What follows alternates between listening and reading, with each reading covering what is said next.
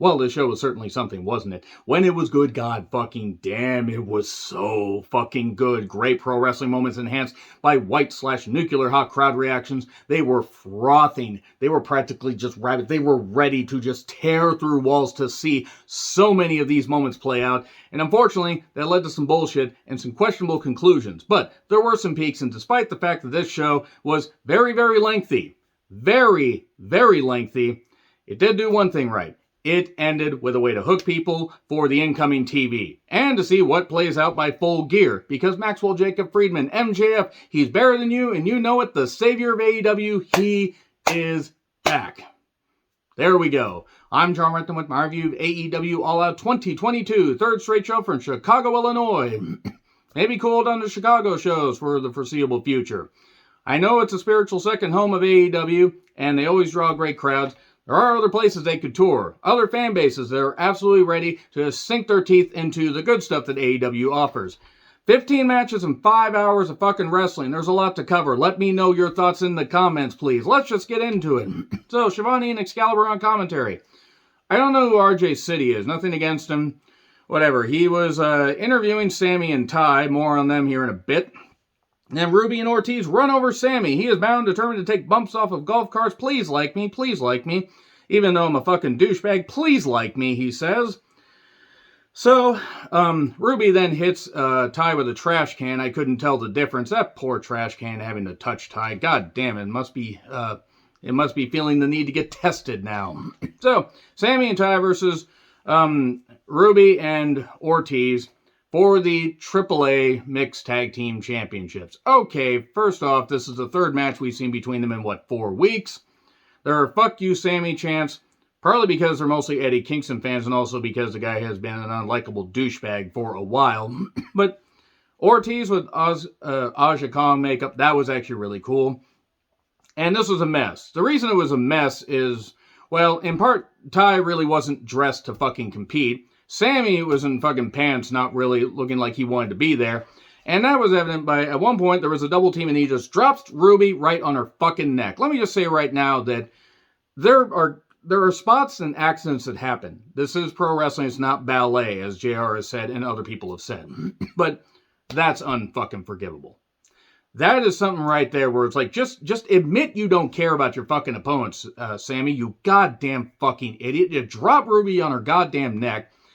She's lucky she didn't break her goddamn neck. She had to at least have her fucking bell rung. There is no way that, even as great of an athlete as Ruby is and as many bumps as she's taken, that she didn't have her bell rung at that point. I'm amazed she was fucking walking. But what did Sammy do? Didn't fucking care. Ty didn't fucking care because Ty just decided to eventually break her fucking nose doing the goddamn Ty KO because Ty's a goddamn clueless twat. So I'm going to say right now that Sammy should have been suspended instead of Eddie. And if Sammy's going to continue to push buttons and be careless with people, fucking suspend him longer or fire his ass. You don't really need Sammy Guevara. You don't need Ty. Ty, this time last year, was improving dramatically in the ring. Now, I don't really need to see either of them anymore. Yes, accidents do happen. This wasn't a fucking accident. This was just, it wasn't intentional, but it was just, I'm going to be careless and throw her on a goddamn neck because I'm a goddamn douchebag and a goddamn idiot. And yeah, fuck that stupid cum dumpster, Ty, because let's just be perfectly honest. Ty's a goddamn bitch. Sammy likes to make our jokes, and you know what the fuck I'm talking about, and you know the difference. You know what not to say, and you're old enough to know not to say that fucking shit. But let's just get back to the fact. He dropped Ruby on her goddamn head, and Ty broke her goddamn nose. Likely. Very likely. At the very least, she damaged it because Ruby was holding her goddamn nose. Ortiz has been totally fucking cooled off. He shaved his head again, or he was wearing a bald cap. I don't really know what the fuck was going on there, but there you go. Good job. Ruby was one of the hottest stars coming into this company last year at this event. Totally cooled off. She might be out for a number of weeks with a broken nose and everything, but Ty doesn't fucking care. Sammy doesn't fucking care. Tony better fucking care, because if more people get injured, there are more people that are either going to be requesting their release or slapping the shit out of Sammy, and Sammy can't defend himself in a fucking fight because he had to go whine about the fact that Eddie pie-faced him because Eddie was within his goddamn right to basically cave his fucking nose in. Sammy Guevara is approaching Disco Inferno levels of bullshit. Except Sammy, at least, at one point was talented. Now he just wants to drop himself on his goddamn head and... Hell, send him to AAA for 6 goddamn months. I mean, for what good AAA is. I mean, I have no fucking idea. I haven't watched AAA in a while. Goddamn. Poor Ruby. That's all I'm going to say. Fuck Sammy and Ty. Fuck you goddamn stupid goddamn motherfucking douchebags. So anyway, Hook took on Angelo Parker in FTW Championship match. And he should have won a lot quicker. Matt Menard, for what, he's worth, which is nothing, he tried interfering. Red Rum for the win. Then they try a 2-on-1. And Action Bronson, that does the theme for Hook, was there. I thought it was Bam Bam Bigelow reincarnated. And I mean that with respect. He helped stop a 2-on-1 attack.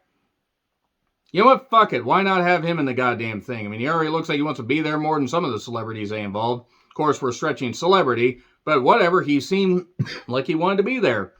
So Hook got the victory.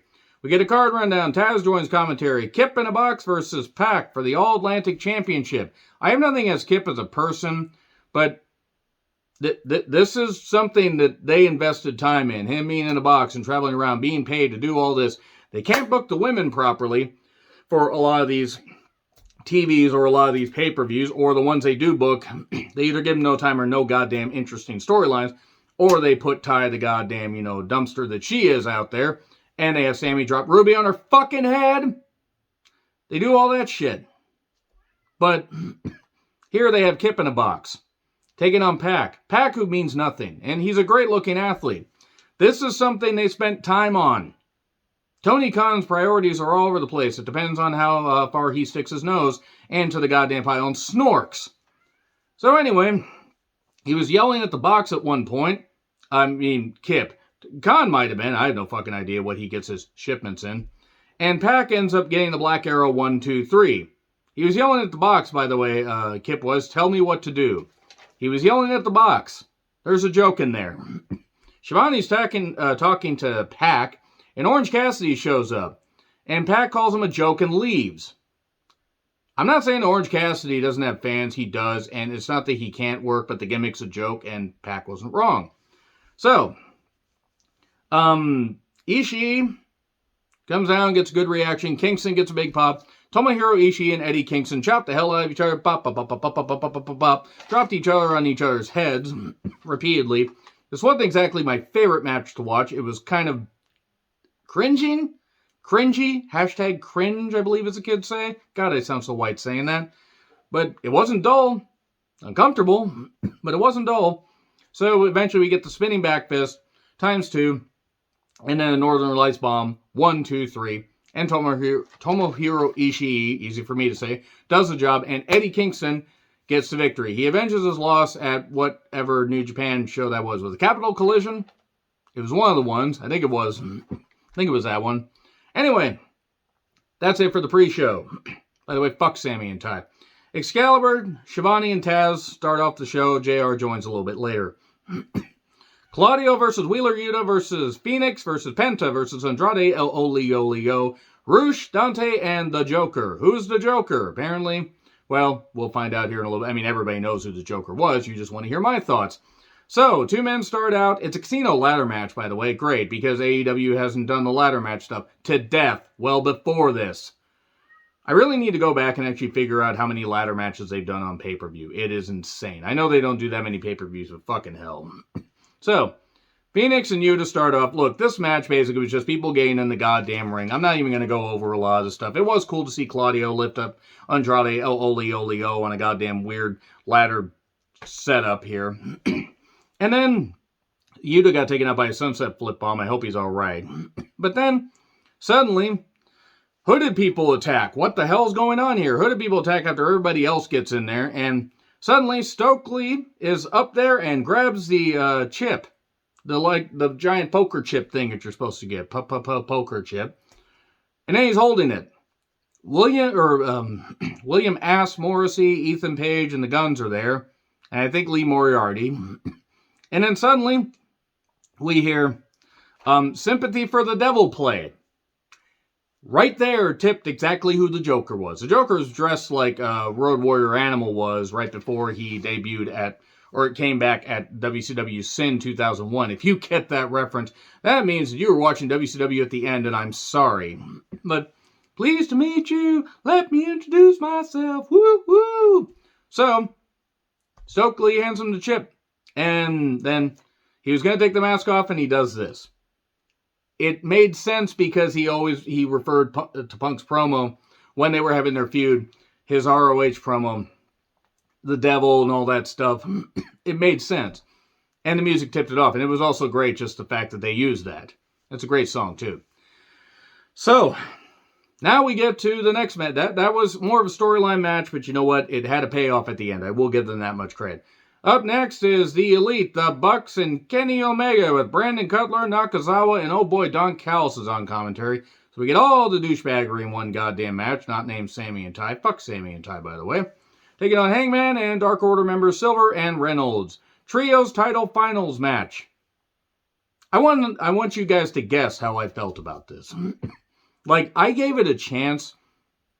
I actually did. I was like, you know what? Despite the fact Don Callis is there and he should be, not allowed in any wrestling company, let's give it a chance, even though I don't care for Omega and the Bucks. Rick Knox is the referee. Big fucking shock. Rick Knox, the goddamn referee that basically looks like he's been around since dinosaurs roamed the fucking earth. The Elite do shenanigans and emotion with Paige and stuff like that, and I just checked that. Because the Bucks and Omega did their same stuff. I liked when Hangman, Omega, and the Bucks had their match at AEW Revolution 2020. And I haven't minded some of their stuff. This is just the same old. It was the same as it ever was, And they did an accidental buckshot lariat to Silver, and then Omega covers 1, 2, 3, and there you go. And the Elite win the trios titles. Cool. All right. There are people that are going to like this. That's fine. To me, it was more Elite, being the Elite shenanigans and stuff that will appeal to that audience and won't appeal to other people. I'm sorry. It just doesn't appeal to me. They've cooled off Hangman. And now what? He's going to be joining the Elite again. He's going to be feuding with the Elite. That really didn't quite click as much as they thought it would last time. Whatever. So anyway, fake emotion, fake and forced emotion is still fake and forced. And that's what this was. They can be friends. They can do whatever the fuck they want. It's only going to appeal to a certain amount. And that's why 1 million is about what they can do in ratings.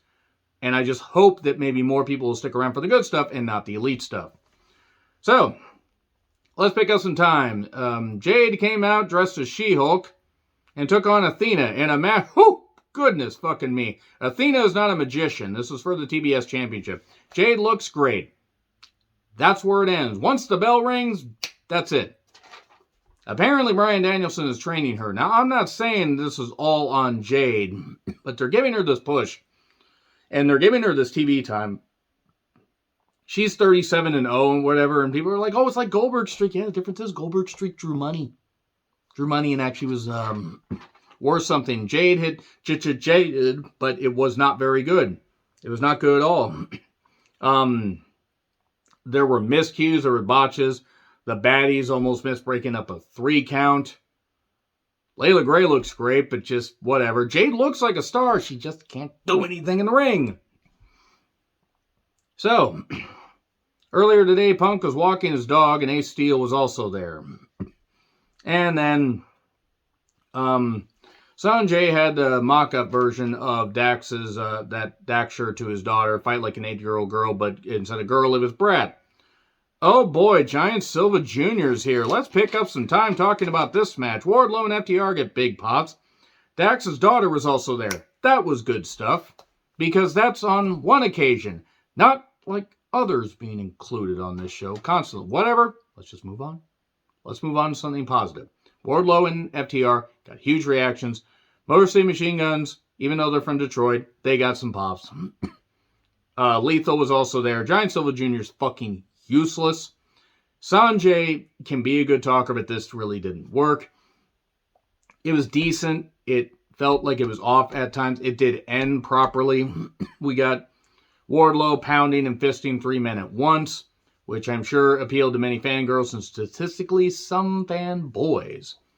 And Giant Silva Jr. interferes for what he's worth. Nothing. Guy's a 7'3" sack of shit. Guy, he can't do anything. I'm sure he's a nice guy, but God, cut your losses. So then, Lethal ends up taking the Powerbomb Symphony 1, 2, 3. I would have liked to have seen FTR versus the Motor City Machine Guns. Hopefully we get that at some point. And then the daughter gets involved, breaks Sanjay's pencil. They lay out Sanjay, and she covers him, and the referee counts. That was cool. Okay, I mean, that was cool. A one-time thing, that's fine. And Sanjay, I'm sure, was thrilled to fucking do it. And it got Dax's daughter on there, and it meant a lot to him to see that. That was cool. Because FTR's having a fucking career year. So, who isn't having a career year, or at least got their career, damaged a little bit, I kid, of course, because this is more of an angle match. Hobbs took on Starks. It was a grudge match, and after an early flurry, Hobbs targeted the neck, beat the shit out of him, hit a spine buster, 1, 2, 3. It was 4.5 minutes, maybe. And you know what? It was fine. If this builds up to Ricky eventually winning and, having a stipulation match and beating Hobbs, I'm fine with it. Because I'm okay with Hobbs being a vicious heel and targeting the neck. I'm okay with this. It was questionable, but I'm all right with it. What definitely divided people, besides JR being on commentary and seemingly checking out about a match in.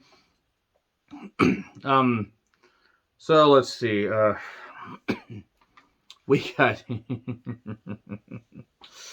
The Acclaimed with Billy Gunn taking on Swerve in Our Glory. Max Caster and Anthony Bowens taking on Swerve, Strickland, and Keith Lee. Of course, at one point, Caster did an update. He mentioned that Keith Lee was like someone named Lizzo. I don't know who the fuck that is. Help. I don't know who that is. Lizzo, I mean. Obviously, I know who Keith Lee is. The belts need an update. We'll leave you on the floor like the documents at Trump's place. That goddamn coward that stole a whole bunch of documents. But people still defend him, and they're fucking idiots. And if you are one of those fucking idiots, get the fuck off. No, you can fuck off. You can fuck off this planet for all I care. So, oh, scissor me daddy. Oh, scissor me daddy. Ass. Great shit. This crowd was into it. AEW World Tag Title match. And You Can't Scissor chants were directed at Swerve and Lee. And they decided after a little bit, we need to work heel. And they did. And it was great.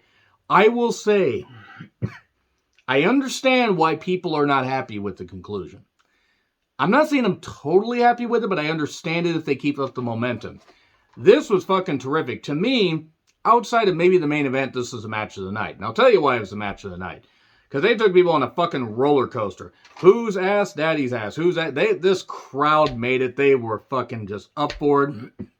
A superplex spot. So much great shit. Bowens kept selling his knee. There was a lot of really, really good action here. They were just cooking. They were doing some great stuff. We got the blind tag, the stomp, 1, 2, great near falls. Caster chance because Bowens was hurt. Bowens couldn't keep getting back in the ring. And the house call kick by Swerve, 1, 2. Billy Gunn bows up at Keith Lee like, what the fuck are you doing? Mic drop, 1, 2, kick out. No! That's where it should have been the goddamn 3 count. Because let me tell you right now, if they had hit, that place would have blown and it would have meant something. Now, maybe you popped the bubble too goddamn soon, but I still think you should have called an audible. Bullshit chance. We got more stuff. We got a couple great near falls, and then we got that spirit bomb into the stomp. 1, 2, 3. The crowd was pissed. They were very pissed. They were deflated. I understand what they're doing. They keep this up, and eventually, if the Acclaimed win in New York, if they win in a few weeks at Grand Slam, okay, I'm fine with that. They don't capitalize on this, and they make it where the Acclaimed, unless Bowens is injured, and hopefully not the case. If he's injured, that sucks. But if it's a worked injury, then I hope they capitalize on at Dynamite Grand Slam, give the titles to the Acclaimed. Big moment in Arthur Ashe Stadium. This was cool. Very, very cool. High point of the goddamn show. And it's unfortunate because I really wanted to like the next match. It was Toni Storm versus Hikaru Shida versus Jamie Hayter versus Britt Baker. 4-way match for the AEW Interim Women's Championship. Let me just say, 3 of these 4 women worked hard. Britt has not worked hard in a number of months. She doesn't seem to give a shit. I don't know if that's just her attitude or whatever. I know that she does dentistry on the side, DMD. She's a dentist, in case you didn't know. But good fucking grief. Britt was a freaking albatross during this. Jamie Hayter, my goodness. She got some big pops. If they could have called an audible here and given it to Jamie Hayter, that would have been something.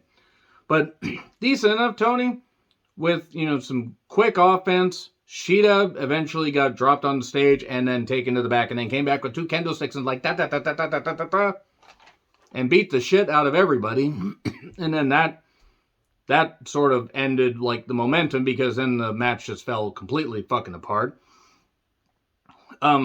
Sheeta hit a Falcon Arrow, and covered Jamie's boobies like, the boobies. 1, 2, and then kick. We got a spike pile driver. Britt tosses Tony out, covers Jamie 1, 2. I thought we were going to get Britt as champion, and that would have pretty much been it for the women's division. DDTs. Tony's like, I'm just going to cover Jamie 1, 2, 3. There was good action here. There was also Britt being the fucking aforementioned albatross, but god fucking damn it. God, I wanted Jamie to win. I'm okay with Tony winning. I'm okay with that. If Thunder Rosa comes back, say by Full Gear, whenever her back injury, is healed, if she's not healed until, the first Dynamite of the year, that's fine too. However long she needs to recover. Good on Tony. It is Tony time. God, I wanted to see Jamie Hayter win, though. So let's pick up more time. Full Gear at Newark, New Jersey. There you go. Jungle Boy, was going to come out, but first Christian got slapped by Jungle Boy's mom. Well, the sister laughed. Do they all have the same hair is what I noticed. Jungle Boy comes out, Tarzan Boy, and then suddenly here's Luchasaurus out of the heel tunnel. And he choke slams him on the goddamn, grate, and then carries him, throws him through the table, and then Christian hits a spear, kick out, and then we get a cut, and then Jungle Boy, of course, stupidly says, yes, I will continue after getting dropped by this very large man in a dinosaur mask. And then spear, kick out, kill switch, engage, 1, 2, 3. I hope that Christian's all right. I'm worried it's going to be some kind of injury, and maybe this is a way to have Luchasaurus, who, by the way, never actually turned face because he never attacked Christian. He would always, just have Jungle Boy go after him, but he never actually did that. It made no sense. But maybe it's a way to lure him in. I mean, bit weird, bit illogical, but you know what? If it leads to more Christian managing Luchasaurus while Christian recovers and Jungle Boy gets beat, but he has an out, that makes sense. Death Triangle, Best Friends, and Danhausen are backstage, and we're going to get a 6-man tag on Dynamite. Okay. Lion Fart Chris Jericho, Lion Shart Chris Jericho Anderson, the Grand Wizard himself, taking on Bryan Danielson. Okay, I don't know. I had no idea it was a man that sung Bryan Danielson's theme. And I'm not knocking. I actually thought it was a woman singing. So, whoever screened Where Were You on January 6th to Chris Jericho, I fucking salute you. We know where his wife and mother-in-law were, the cowards, the fucking goddamn cowards, the stupid twats that deserve every bit of ridicule they fucking get. But nevertheless, this match. Look, it was well wrestled, and I sort of got what they were doing, but I'm just going to say right now, Danielson should have won. This feud has no right to continue, because, yes, the end game is Garcia getting fed up and pissed off at Chris Jericho and leaving, but honestly, at this point, Jericho can't fucking go. He's fucking gassed. He can't work. He has to use smoke and mirrors. Oh, you're only smoke and mirrors tonight.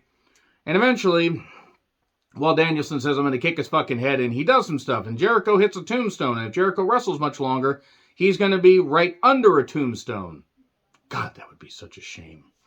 And then, knee to face. The referee gets, distracted or confused by some. I don't know what they're doing to Aubrey. Aubrey is one of the best referees they have. They have her do some weird distraction stuff, and it just makes her look weak, which is really a shame. But then we get a low blow and Judas Effect 1, 2, 3. Garcia's pissed because he was watching on TV. You could have won by not cheating, he said on, I think it was Dynamite. I get it, but honestly, at this point, after some of the questionable conclusions and the fact Jericho's fucking he was gassed on his goddamn entrance, him and his wife were running around the Capitol grounds for half a day each day for the last 2 weeks so he could fit in those fucking tights because he won't lay off the goddamn sauce. But let's talk about House of Black, and I'm calling the House of Brack right now. Now I'm bound and determined to find somebody like Brack's dad. If anybody remembers the Brack show, I will be amazed. But yeah, have somebody like like Brack's dad, the Hump. Nobody has a clue what I'm talking about. Miro makes his entrance. Darby makes his entrance with Sting. House of Brack, Buddy, Malachi, Buddy, and Brody King with Julia Hart. And they're taking on Miro, Darby, and Sting. And the crowd goes mild. Darby got beat up for a while. We got a tag to Sting. Can House of Black be arrested for beating up the elderly is what I wrote down. Miro completely disappeared. I don't know where the fuck Miro went. Sting then eventually tags Darby. He does hit Malachi with the mist. His own mist. But, then again, at his age, leakage is going to happen. Have fun on seeing that. And Last Supper, 1, 2, 3. Oh my goodness. And according to people that were there, while Garcia is being interviewed, and Jericho basically says, well, you weren't there for me to celebrate, so we're not going to be there for you when you battle Wheeler Yuta for the Ring of Honor Pure Championship. Okay. Malachi apparently took a bow, was given a standing ovation. Rumor has it, now I don't know how true this is, Malachi, I don't know if he asked for his release or not, but apparently he's been dealing with some mental health issues, possible injuries, whatever. It could be burnout. I have no idea. I'm not in the guy's head. If it is true and mental health issues, he's just burned out, whatever it is. If he needs time off, if this is a time off for him, good. Good for him. Take all the time off he needs. Come back when he wants to. If he doesn't want to come back, he just wants to retire and just wants to do something else because whatever. If he's not in the right headspace and he doesn't want to do this, all the best. All the best. I hope he comes back. We'll see what happens. But for now, wish Malachi nothing but the best. I don't think he's just going to go back to WWE. 1, he's under contract. 2, I don't think if he's not in the right headspace traveling with AEW and, toxic environment, whatever it is, whatever's going on, I don't know if WWE is going to be that much better with all the extra traveling. So I think he's going to be home for a while. Who knows? Again, not in the guy's head, but I wish him nothing but the best. So, Wild Thing, you make Chicago sing and boo eventually. And Punk got a pretty good pop. And Mox gets some heavy boos, but ends up getting a split chant later. Punk actually got some boos. Got some boos. Punk and Moxley for the AEW World title. Okay, they started hot, and Mox got hit with some knees, got hit with a GTS quickly, 1, 2. They battle in the crowd. Post spot. Punk is bleeding, not Mox. Mox did not bleed. I don't think Mox bled during this. A fucking miracle. Or if he bled, it wasn't much. And, at one point, Mox licked the blood. No, I don't care how well people are tested. Fucking gross, you idiot. Not like Mox, but what the fuck? And Mox kept targeting the leg. Punk came back. There was quite a bit of blood on the mat. But if this is the match if it's the main event, this is the match to fucking do it in.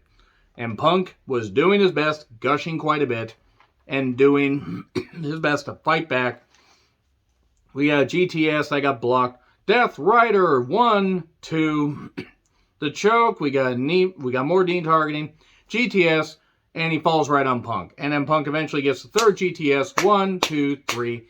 He wins the AEW Championship. While it was a rush storyline, considering he just lost because of foot issues, not even 2 weeks ago. Okay, bit of a logic loophole, it is what it is. But he's there, and suddenly the lights go out. And we hear some audio, a possible voicemail from Tony Khan to MJF. If you will show up at All Out, I will swallow a lot of pride, I will swallow a bitter pill, and I will pay you beep. Which I would imagine has got to be $750,000 to $1 million. And you know what? He should fucking be paid that. He's one of the ones that has overperformed on his contract. And you have to be at All Out or otherwise, that's it. This is my final offer to you. Now, whether that's actually true or whether that's worked, I have no idea. It is entirely possible that it's just a shoot that turned into a work, but then they play footage of Punk's promo. It's like the devil and everything, and I am the devil himself, and then you hear MJF say it, and the crowd roars. MJF's music hits, big pop, he's standing out there, he's doing this, and you could tell he's soaking in the crowd reactions, but he still just does this to the fans and does that, but he's going to face off against Punk, and I think it's going to be in Arthur Ashe Stadium. If there's a way to do it, that's the way to do it, and you give MJF that title till, I'd say, Double or Nothing. You give him a lengthy run, you make him happy, you keep him as one of the pillars of the company. I'm not saying cave to every single goddamn talent. Khan can't be a walkover, even though he has been. But this is a guy you fucking bend over backwards for. Because he moves merch. He moves the needle. He's really good. And I'm interested to see how they're going to capitalize on all this stuff. I'm interested. Because it was 3 months that he was off TV. And I like MJF. I'm a big fan of MJF. So I hope as long as he's happy, as long as the company's happy, as long as he stays where he's happy, that's what fucking matters. So yeah, had some issues, but it really did end strong, didn't it? Let me know your thoughts in the comments. Like, share, subscribe, Twitter handle in the description. I'm John Retlin. I'll see you soon.